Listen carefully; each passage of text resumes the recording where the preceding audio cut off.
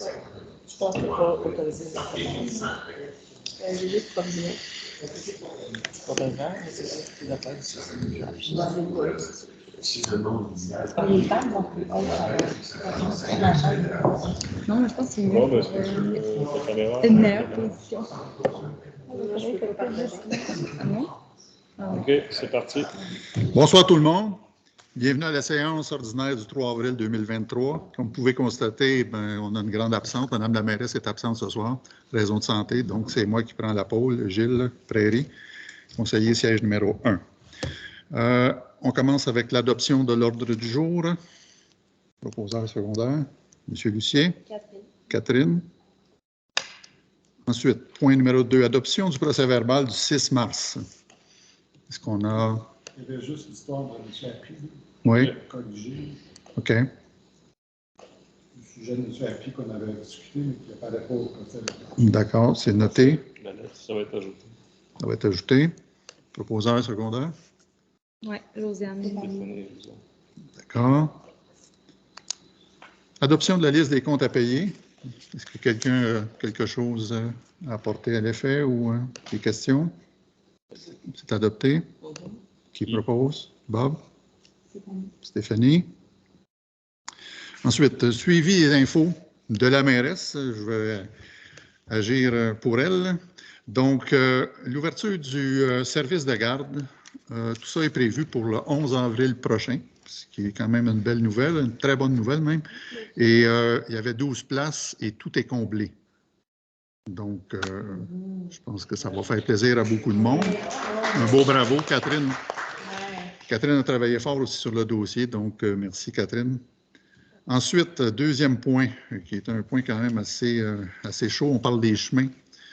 Oui, on connaît l'état des chemins, on sait qu'on est au printemps, qu'on est en période de dégel. Tout ça, ça demande un petit peu de collaboration, ralentir et soyez pas inquiets.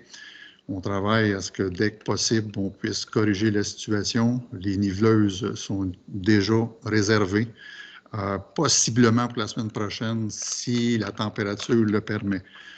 Comme à l'habitude, on va commencer dans le secteur ouest de la municipalité, où est-ce qu'on s'éloigne de la montagne et que les possibilités d'avoir des routes qu'on peut travailler, qui sont assez sèches, c'est là qu'on va commencer les travaux. Aussi, la semaine prochaine, cette semaine, on a une firme EXP, une firme d'ingénieurs, qui va venir nous voir mercredi, justement pour voir l'état des chemins ce printemps, qu'est-ce qu'on vit chaque printemps, puis voir les correctifs qu'on pourra apporter dans le futur à ces chemins-là. Autant la question de forger les routes, l'égouttement. Cette semaine, on a EXP qui va venir nous voir là-dessus. On a même des contrats de pierre. On a commencé à magasiner les contrats de gravier du MG20B. On a fait quelques carrières, on a des prix. Donc, on se tient prêt dès que la température va le permettre. Parce que là, encore une fois, comme vous pouvez voir, les nuits sont froides. C'est pratiquement impossible de travailler de la niveleuse le matin très tôt. C'est pour ça, là, dès que la température va le permettre, on a des grosses pluies, ce qui va aider au dégel en plus. Fait que soyez pas inquiets. On travaille à y voir, puis même, je vais peut-être donner un petit peu d'aide à Chad, là, qui est tout nouveau, mais qui ne connaît pas nécessairement le secteur. Je vais m'impliquer un petit peu avec lui bénévolement. Là. Tu vas remplacer la mairesse. Puis je vais remplacer la mairesse, bien sûr, dans toutes ces actions-là. Fait que je vais être sur le terrain avec lui. C'est pas évident d'arriver, quand tu ne connais pas le secteur, pour arriver ici, là, il y a beaucoup des petits enjeux à gauche, à droite. Là. Fait que je vais lui donner un petit coup de main là-dessus. Ensuite, on a les travaux à l'Hôtel de Ville. Vous pouvez voir autour de vous, ceux qui sont ici, il y a de l'ouvrage qui s'est fait. Ça avance très, très bien. Il reste quelques petits travaux, je vous dirais, c'est complété à 95 %. Il reste peut-être des petits joints, puis la finition à compléter. Et aussi un grand ménage de poussière et tout ça, là, pour remettre ça dans un état parfait en bas. Et puis plus tard, on va avoir d'autres travaux qui vont venir pour l'Hôtel de Ville.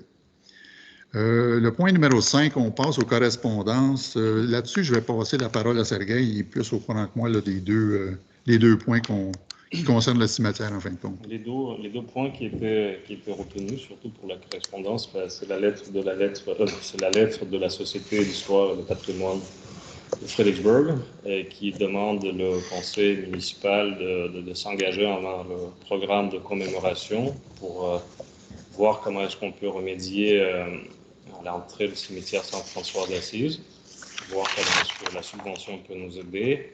Et en même temps, on a une lettre qui est signée par plusieurs familles des résidents de Fredericksburg, en appui aussi, donc des paroissiennes ou les familles dont les proches sont enterrés à un cimetière qui appuient la même demande. Donc ça tombe très bien. Nous, on avait déjà entamé nos démarches et les deux lettres prouvent et appuient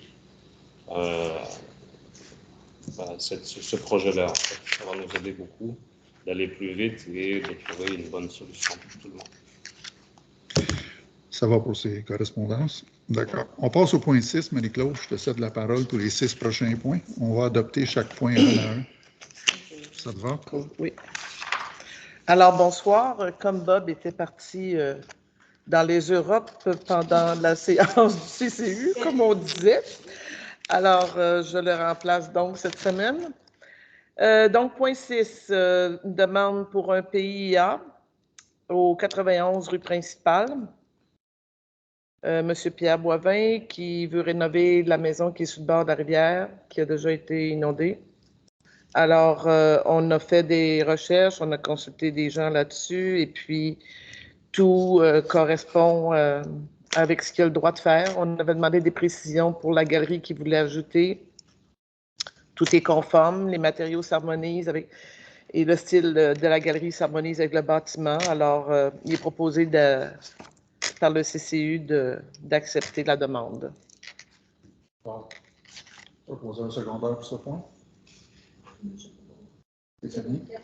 Catherine? On a eu une demande ensuite de PIA pour le 1er rue de l'Église, le 1 rue de l'Église. Une demande d'agrandissement et de rénovation du dépanneur a été déposée par M. Hubert, ici présent.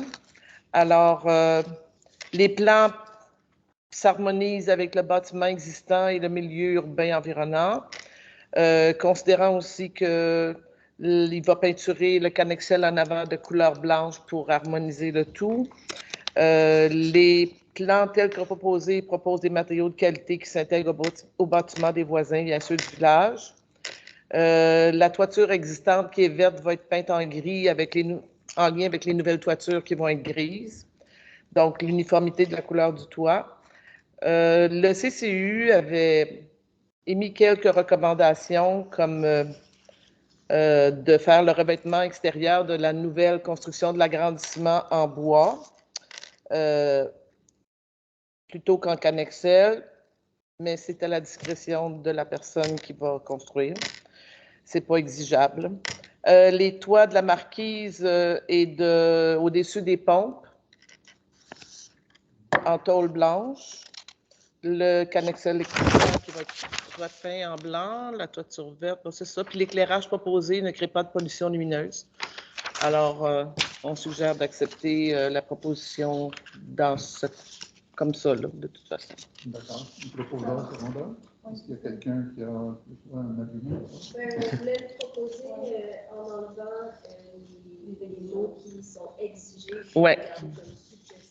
Suggestion. Suggestion. Le revêtement en bois, c'est suggéré et non pas exigé. La rédaction de la résolution du Conseil va tenir compte de Moi, il y avait juste l'histoire de l'abri au-dessus des pompes. Ça s'harmonise avec la couleur des toitures. Que ce soit blanc ou gris, là-dessus. C'est déjà commandé. Donc, Le non-gaz va disparaître c'est ça, là. dès que la température le permet. Donc, la couleur, et puis il n'y a plus d'indicatifs commerciaux sur la marquise au-dessus des pompes. Il n'y aura plus d'indicatifs commerciaux sur des informations génériques. Style, quand la crème glacée va s'ouvrir, on va mettre un cornet pour qu'on puisse savoir que c'est la crème glacée. On ne va pas faire la publicité de Kevin ni de quoi que ce soit. OK. Est-ce que c'est bon pour tout le monde? Oui. Proposeur secondaire, s'il vous plaît. Josiane? Alors, le point 8, une demande de PIA pour le 51-55 rue principale. C'est une maison qui est après le garage, là, une maison bleue. Le propriétaire veut changer les fenêtres pour les mettre blanches, comme elles sont là, mais de nouvelles fenêtres. Changer les portes qui sont beiges actuellement pour des portes blanches. Ça sera des fenêtres à guillotine identiques au bâtiment du 46 principal, donc avec des carreaux en haut, puis pas de carreaux en bas. Il doit conserver la galerie, les fascias de couleur beige. Le PIA accepte 3 couleurs. Alors, comme le propriétaire reste donc dans les couleurs de blanc pour les fenêtres et portes, le beige pour les galeries et soffites, et le bleu pour le revêtement, ben, on recommande d'accepter la demande telle qu'elle est, mais on demande que les soffites de la nouvelle partie qui sont blanches soient peintes beige comme celles du bâtiment devant. D'accord. Est-ce que quelqu'un a autre chose à rajouter? Non. Proposeur secondaire? Bob. Bob. Stéphanie. Oui. Point 9. Point 9, demande de PIA pour le 16 chemin Verger Modèle. C'est une nouvelle construction. Donc, c'est assujetti au règlement du PIA. La fenestration était un peu de façon inégale, là. Alors, le CCU a suggéré des choses puis le propriétaire, le futur propriétaire a accepté ça. Il a accepté toutes les recommandations, les suggestions du CCU, dont la couleur, les grilles, les planches de bois brûlé pour séparer un peu les fenêtres et les portes de la façade beige. Pas plus que 3 couleurs. Tout est harmonieux, les fenêtres, les dimensions, les ouvertures, tout est beau. Il a même ajouté des fenêtres pour la chaleur passive au sud. Alors, on recommande d'accepter le projet tel qu'il est. D'accord. Quelqu'un objectif pour ce soir? Proposeur secondaire? Josiane Catherine? Oui. Il y en a, c'est ça, moi aussi. Hein? Le 30 chemin de la Chouette. Alors, c'est une construction d'une résidence unifamiliale qui est assujettie au PIA. Revêtement extérieur de la résidence construit en thermologue de couleur blanche, la fenestration de couleur noire, les éléments structureux de couleur bois naturel, la toiture noire. Donc, le maximum de 3 couleurs est respecté. On recommande d'accepter la demande telle qu'elle. D'accord. Quelqu'un? Tout est beau. Proposeur secondaire? Bob? Catherine? Point 11. Point 11, le 217 chemin du Pinacle. C'est quelqu'un qui a fait une demande dans un passé demande de permis pour rénovation, agrandissement de la maison. Il voulait faire l'agrandissement en connexel bleu, puis la maison existante actuellement est en pierre, mais tout avait été approuvé, mais il s'est aperçu en faisant la construction qu'il y avait des problèmes à faire ça de façon différente, donc il a décidé de mettre de la pierre partout. Alors, on suggère d'accepter la nouvelle demande. OK. On est d'accord? C'était le proposeur Stéphanie. Josiane? Et c'est terminé. Merci. Le point 12, c'est une offre de service professionnel pour la prévention des incendies au groupe Palladium. Dans le fond, c'est un renouvellement de contrat que la municipalité va prolonger avec eux au montant de 12 417,30 $, taxes incluses. Donc, on demande que le directeur général soit autorisé à signer le contrat avec la municipalité et Palladium. Proposeur secondaire. Stéphanie. Bob.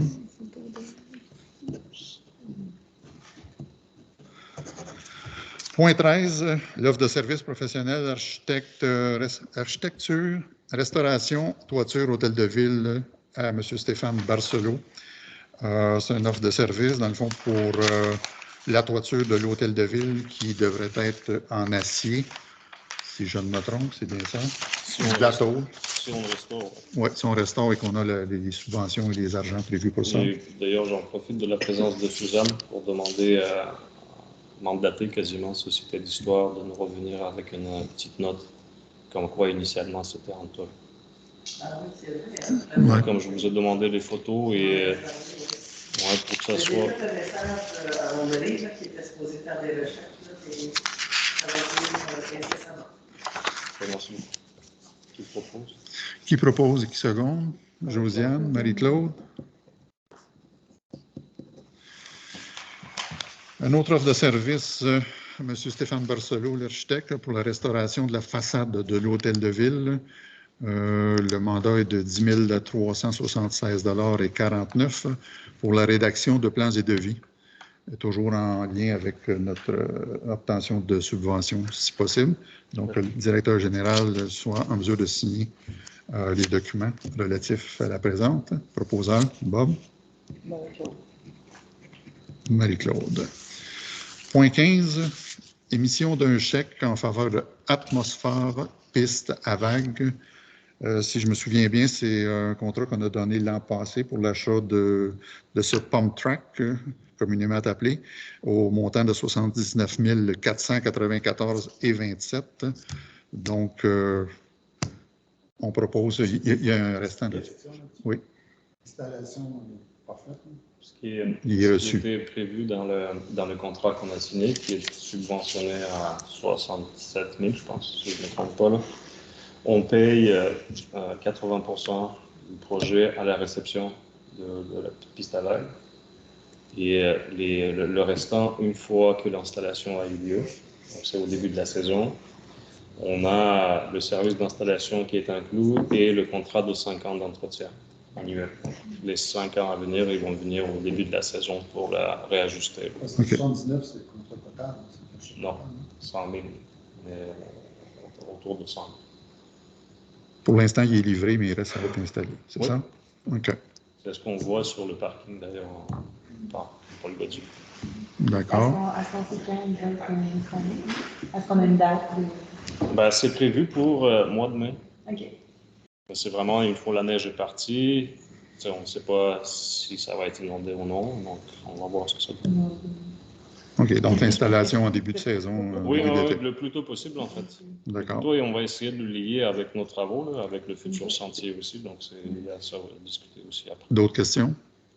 Proposeur secondaire? Bob? Stéphanie. Point 16, émission d'un chèque en faveur de Vox Avocat. Dans le fond, c'est plusieurs dossiers des consultations de notre urbaniste. Pour certains dossiers, pour un montant de 1 603,90 $. Proposeur secondaire? Josiane. Catherine, merci.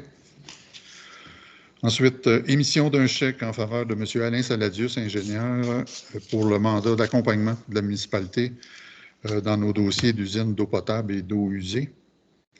Il nous accompagne dans la rédaction face au ministère. Rédaction, lancement des appels d'offres, sélection et partenaires et tout le soutien dans nos communications avec le ministère. C'est ça, le montant de ce chèque est de 5 367,3 $.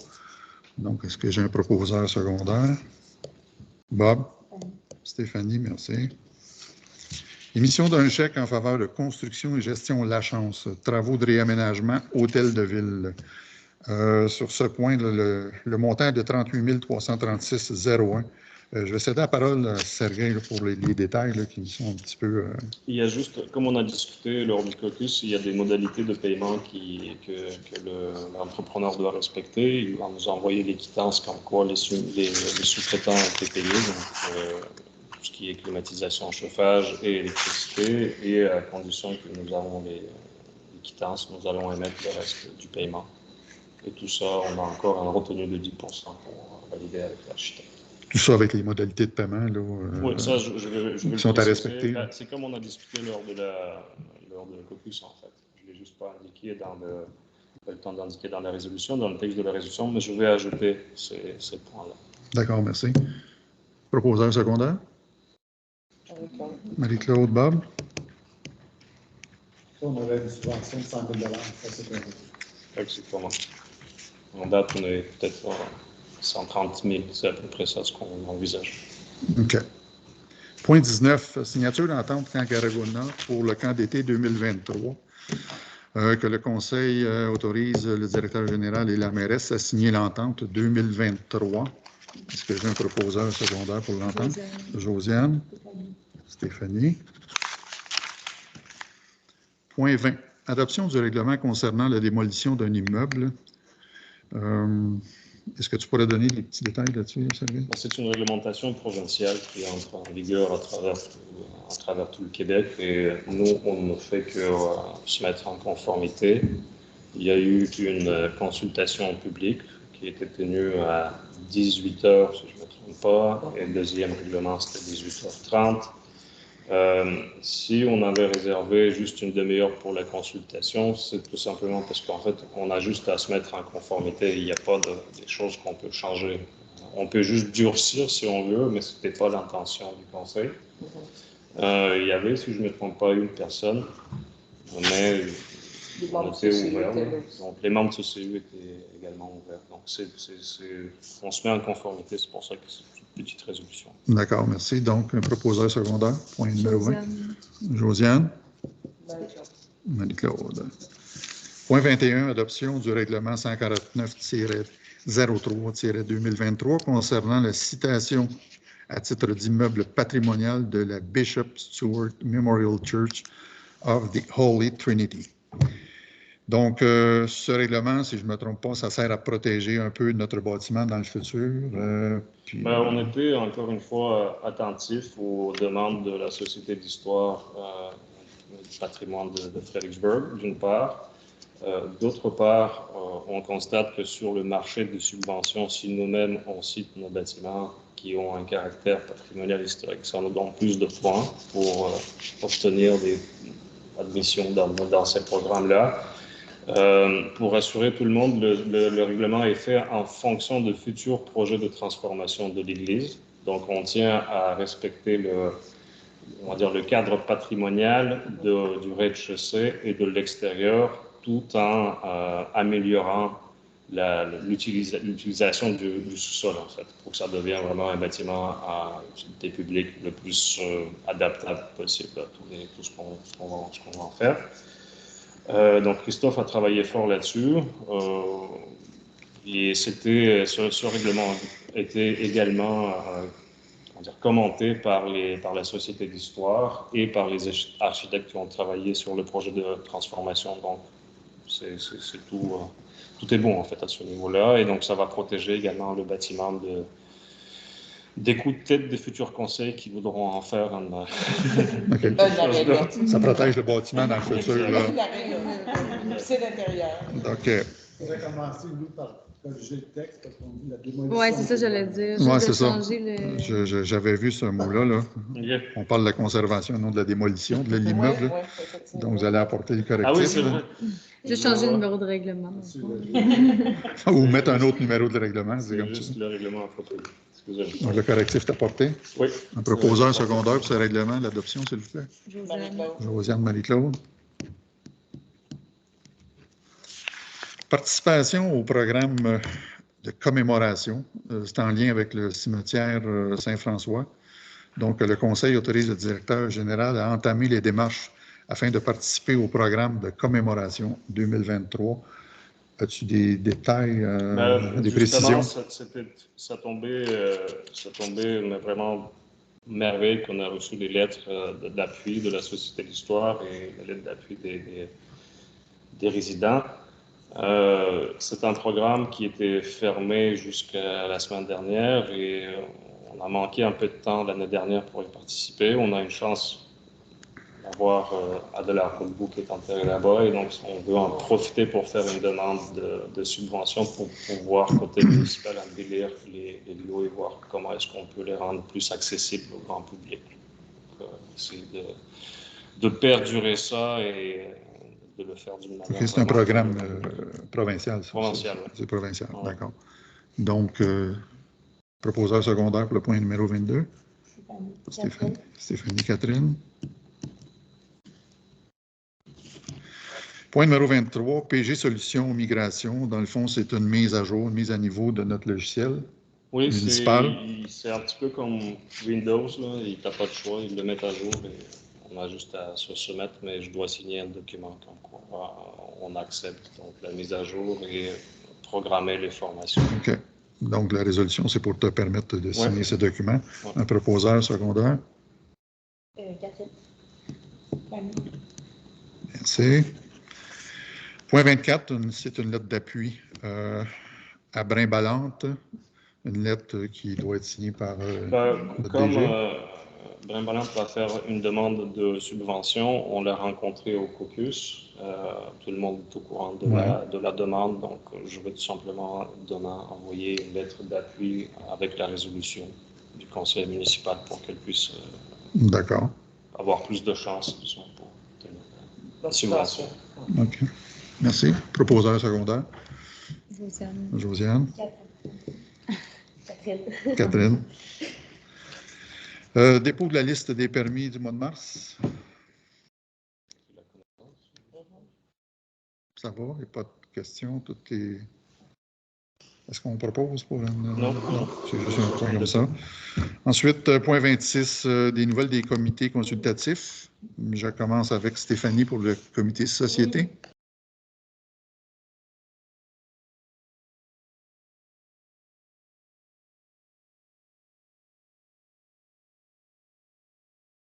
On a reçu quand même plusieurs demandes.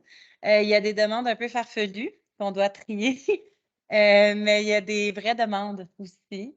Donc, j'en profite pour... c'est bien parce que les demandes farfelues nous ont permis de nous pencher sur c'était quoi vraiment, en fait, comment on allait aider aussi, puis de définir un petit peu mieux dans quel contexte d'aide on voulait se positionner parce que, évidemment, ce n'est pas une escouade de psychologues ni de réinsertion sociale, par exemple. Fait que, tu sais, l'idée, c'est vraiment d'offrir une aide ponctuelle. C'est ça, d'offrir une aide ponctuelle, que ce soit pour de l'écoute, pour des commissions, des petits travaux ménagers. Hein? Oui, des rendez-vous, exactement. Donc, c'est vraiment une aide tu sais, plus ponctuelle. Donc, parce que, tu sais, les bénévoles qui ont donné leur nom, puis d'ailleurs, c'est encore possible de donner son nom comme bénévole, soit par le biais du site de la municipalité, des réseaux sociaux, ou simplement écrivez-moi, je vais vous envoyer le lien si jamais vous ne le trouvez pas, là. Donc, c'est ça, les bénévoles qui donnent leur nom, ben eux, c'est pour donner une aide ponctuelle, là, pas pour s'engager dans un suivi de 2 ans auprès de quelqu'un, là, donc pour relativiser. Donc, ça, c'est pour l'escouade. Et l'autre chose que je voulais dire, c'est que le comité société aussi s'est lancé dans un petit projet de création d'une bibliothèque à la municipalité. Donc, c'est en branle en ce moment. Mais ici, à l'Hôtel de Ville, là, au 2e étage, après l'été, parce que cet été, on a une grande exposition qui nous viendra du planétarium. Donc, après l'été, dans le fond, il y aura probablement un espace bibliothèque qui va être installé très petit, là, avec des heures d'ouverture, mais en tout cas, on travaille sur ce projet-là. Merci. Oui. D'accord. Ensuite, culture et tourisme, Marie-Claude. Je ne sais pas si vous avez vu le sondage pour la rédaction de la future politique culturelle. Alors, j'invite tout le monde qui n'ont pas répondu encore. Il sera en ligne encore pour 2 semaines. Vous le trouverez sur le site de la municipalité, sur Facebook de la municipalité et le Facebook Fredericksburg, point d'exclamation. Ça prend à peu près 10-15 minutes à remplir et ça va donner des idées pour des repères, pour bien rédiger une politique culturelle qui ressemble à sa municipalité, à sa population, à vos désirs, à vos attentes. Alors, si vous voulez quelque chose qui vous ressemble, je vous suggère d'aller remplir le questionnaire. C'est complet? Oui. Merci. Je passe la parole à Josiane pour l'environnement. Oui. Côté comité environnement, au printemps, on va avoir une conférence qui a été co-organisée avec le comité agricole et foresterie. Puis, c'est une conférence qui va traiter des plantes envahissantes exotiques. Donc, on va avoir deux personnes qui vont venir animer cette conférence-là, dont Claude Lavoie, qui est professeur à l'Université de Laval, puis une ingénieure forestière, Marie-Josée Martel, qui travaille pour l'Agence de la mise en valeur de la forêt privée de l'Estrie. Puis, on va aborder le nerf brun, qui est une plante qui a beaucoup d'impact sur notre territoire. Donc, il va y avoir d'autres choses aussi, mais principalement le nerf brun. Puis, ça va se passer jeudi, le 4 mai, au BT Betrave, à partir de 18h. Donc, mettez ça à votre agenda. Merci. C'est tout? Oui. Merci. Bon, est-ce que vous avez de quoi pour nous? Oui, bonsoir. Donc, côté agriculture et foresterie, on a une nouvelle membre. Comment est-ce qu'on dit ça? Bref, Maude Boissel, agricultrice qui travaille au pied de céleri. Donc, qui se joint à notre groupe pour la prochaine réunion. Les travaux au parc de foresterie au parc municipal sont terminés. Il va rester la reforestation à faire. On commence à se pencher là-dessus. Donc, cet été et puis l'été prochain, on va refaire les plantations prévues par notre ingénieur forestier. Et aussi, un autre point, le 29 avril, ici, à l'Hôtel de Ville, il va y avoir à 13h l'après-midi, un échange de plantules, semis, en tout cas, ceux qui ont des semis de trop, pas des semis, mais des boutures de trop, et un échange de plants horticoles, de votre potager. Donc, il va y avoir du terreau sur place, puis gros party de horticoles. Donc, c'est tout. Merci, M. Lucier. Merci beaucoup. On passe au point 27, Varia. On n'a rien. Je ne crois pas qu'il y a de quoi d'inscrit là. Point 28, une période de questions des contribuables. Oui, M. Roy. Je remonte au numéro 6, le point numéro 6, le 91 du principal. Oui. J'ai été poursuivi parce que c'est en zone inondable, cette affaire-là. Alors, le permis octroyé, est-ce qu'il y a une quittance qui vient avec à l'effet que les citoyens ne sont pas responsables s'il arrive quoi que ce soit à cette condition?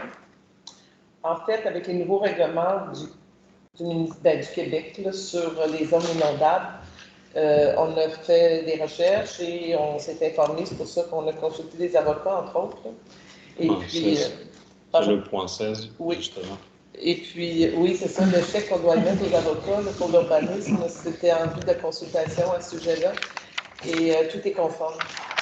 Tout est conforme, ça veut dire qu'on a une quittance, que le nouveau constructeur ne pourra jamais se retourner contre les citoyens pour les autres? Ben, en fait, le citoyen est prêt à rédiger une quittance, mais est-ce que c'est légal? Mais vu qu'il est conforme au règlement, en principe, il ne devrait pas venir contre nous. Mais est-ce que vous pouvez émettre un règlement qui va contraire aux lois de zone inondable? Parce que le règlement a changé. Après le jugement, le règlement des zones inondables a changé. C'est trop simple. Parce que le règlement, il dit qu'il ne faut pas bâtir, mais ça a changé. Juste c'est la pour vous dire. OK, c'est correct. Ce qu'on a voté ce soir, c'est pas un permis. Oui, c'est ça. C'est un pays. Par rapport au PIA du village, la loi de changer sa galerie, la loi de peinture à la maison, changer la loi de ses seuils. L'urbaniste prend ça, il va émettre un permis, parce qu'on a passé une résolution à l'autre conseil d'avant, on permettait l'émission d'un permis si tout était conforme, si notre urbaniste était full bien préparé, bien backé. Donc, on ne donne pas de permis si on n'est pas bien backé. En fait, Ce soir, ce n'est pas un permis, c'est juste une approbation du CCU, comme quoi les travaux de rénovation sont acceptables. Oui, parce qu'on avait demandé des spécifications sur certaines restaurations qu'ils voulaient faire, comme la galerie. On n'avait pas assez d'informations pour émettre le permis à ce moment-là. Parce que c'est dans la zone de PIA. Des projets qui sont acceptés. C'est ça, tous les projets qui se trouvent dans cette zone-là doivent avoir une approbation discrétionnaire. Donc là, c'est comme le secteur du village et environnant, mais il n'y a pas de permis d'émis. Puis on s'assure actuellement qu'on soit sûr et certain. Ça sonne timide un peu. Ça ne sonne pas blindé comme... on a déjà goûté à ça. Ah, absolument. Ouais. Non, on le sait, on n'est pas... Mais il y a juste comme deux choses à dire. La première, c'est qu'on suit les obligations qui nous ont été imposées par le juge. Il y a un verdict qui était net et on n'a pas de choix, on était obligé de le faire. Et la deuxième chose à dire, c'est que peu importe ce qui se passe dans ce dossier-là, ça se passe uniquement à travers notre avocat qui est dans le dossier dès le départ. C'est On tout. n'avance pas. L'assurance, comme dans le projet précédent, Mais- la plupart des dommages qui ont été attribués ont été remboursés par l'assurance. Est-ce que je me trompe? Ouais. Selon le dossier, oui. Pardon? Ouais, disons, je vous invite à faire une demande officielle pour les chiffres, mais oui, on était chanceux, on était couvert en partie, on était couvert en partie, parce que c'est un dossier assez confidentiel, je vais le dire de même, on était couvert en bonne partie par l'assurance, en effet. Et cette police d'assurance demeure en vigueur? C'est comme Bob et Marie-Claude vous ont dit, la réglementation a changé. Mais on n'avance pas à l'aveuglette. Non. C'est exactement ça. Peu importe la décision. Chaque pas qu'on fait, on s'assure qu'il est bien fait. Et on s'assure avec les avocats. c'est exactement ça. Tout le monde autour de la table est du même avis. Peut-être un muslim qui tente, on regarde si ça Ça a une valeur. légale, si on est protégé. Parce que le règlement a changé après que le jugement est sorti. Le règlement, le président va l'expliquer mieux que moi. Bon, je ne sais pas si ça Change la me donne, donc le jugement est... Pardon? Oh my God. Question pour Josiane. Honnêtement, on pourrait je pourrais préparer une petite présentation pour la prochaine séance. Juste pour vous dire, là, il y a... Parce que c'est assez complexe. C'est toute la dernière année là, que cette réglementation est entrée en vigueur. Là. Moi, en tant que DG, j'ai eu déjà, disons, 4 formations que je pouvais avoir là-dessus. L'urbaniste, il a dû déjà en avoir peut-être une dizaine. C'est juste pour vous dire qu'on ne peut pas vous le résumer en 2 mots ce soir. La seule chose que côté fonctionnaire, je peux vous dire, pour rassurer John aussi, c'est que à chaque fois, quand il y a un questionnement quelconque ou quand il y a une décision qui doit être prise par rapport à ce dossier-là, nouvelle réglementation ou l'ancienne réglementation, on s'assure avec les avocats pour ne pas se retrouver dans les situations dans lesquelles on s'est retrouvé avant. Ça, c'est automatique pour celui-ci. Qui sont les avocats? Est-ce qu'on peut savoir ça? Oui. C'est Vox Avocats, c'est eux qui nous ont représentés, c'est eux qui connaissent le mieux le dossier. C'est ça, le point 16 qu'on a passé tantôt. C'est une des raisons pourquoi on continue, parce qu'ils sont suffisamment compétents et parce que si jamais, disons, on voulait changer d'avocat, je pense que le fait d'entrer dans le dossier, là, le délai qu'il y a, ça va nous coûter toute une perte. Merci. Est-ce qu'on a Et on d'autres? est satisfait, en tout cas pour l'instant, je pense. Ouais. Est-ce que j'ai bien compris, excusez-moi, est-ce que j'ai bien compris que c'était M. Boivin qui avait acheté cette maison? Oui. Et il y avait des contraintes au niveau de contre-expertise des travaux qui devaient être faits sur le bâtiment pour démontrer que la maison n'est pas insalubre, etc., etc. Et les experts doivent se prononcer. Donc, en fait, c'est eux qui vont porter le chapeau et la responsabilité. Donc, nous, on s'assure que tout soit fait de même. Et d'autre part, comme je disais, on a un verdict, on doit le respecter, on n'a pas de choix. D'autres questions? C'est que Dieu. Le dossier de Société d'histoire avec le cimetière, on parle bien du problème de renommage pour cimetière Sainte-Croix. C'est Sainte-Croix? À vrai dire, Lucie a beaucoup, c'est dommage qu'elle n'est pas là parce que c'était un dossier beaucoup politique. Je ne voulais pas d'y aller du côté, disons, fonctionnaire, là, parce que ça ne nous appartient pas, c'est les affaires de Dieu. Mais c'est non seulement le nom du cimetière. Il faut quand même admettre que le nom, il y reste. Là, je veux dire, ils ne l'ont pas effacé, il y est là. Mais comme maintenant, c'est paroisse, ça dépend de Donham, donc c'est comme si on n'était pas autonome, disons, à ce niveau-là. Donc on fait le maximum de démarches, et Lucie surtout, pour au moins à ce niveau-là, qu'on garde tout le temps notre identité. C'est ça. Madame la mairesse travaille fort pour garder notre identité. Le projet auquel je veux faire la demande pour le programme de subvention commémoration, l'un des points concerne le nom initial du cimetière, qu'il soit affiché comme il est. Et il y a d'autres points. Et il y a d'autres points que je ne peux pas vous en parler encore. Vraiment, Ben, Il y a l'accès au cimetière. Oui, c'est ça, l'accès. Il y a l'accès au cimetière qui est problématique en façade. Donc, l'accès terrain à négocier avec les propriétaires. Il y a l'identification, l'accès. Tout ça, c'est dans la même initiative. Oui. Parce que la fabrique a vendu le terrain, qui va juste À la édifier limite, la façade. cimetière. Donc, il n'y a plus d'accès vraiment véhiculaire à la façade. L'objectif, est-ce que c'est que la municipalité prenne en charge l'entretien du cimetière et tout ça, ou c'est quoi l'objectif ultime avec la demande de subvention? L'objectif ultime, c'est de trouver un compromis qui convient à tout le monde, municipalité, résidents, plus les paroissiennes ou les familles qui sont concernées par le cimetière, et pour qu'il y ait un bon terrain d'entente de tous les points de vue. Terrain d'entente pour que tout le monde soit d'accord avec ce qu'on fait, et terrain d'entente pour que l'accès soit convient à tout le monde, surtout à la communauté. On ne s'engage pas, on n'a aucune idée jusqu'où le projet pourra aller, mais le cimetière ne peut pas être municipal en soi, donc on va voir qu'est-ce qu'on peut faire. Comme il s'agit quand même de recueil de l'ancien premier ministre, on pense on espère en tout cas que Provence va nous aider. Il va nous appuyer un petit peu dans notre souhait. On va voir comment on peut le négocier. Mais on veille quand même à ce que le cimetière soit protégé, que les familles qui sont là soient protégées, puis qu'il y ait le grand respect de tout ça. On s'y engage, en tout cas, moi, je m'y engage. D'autres questions?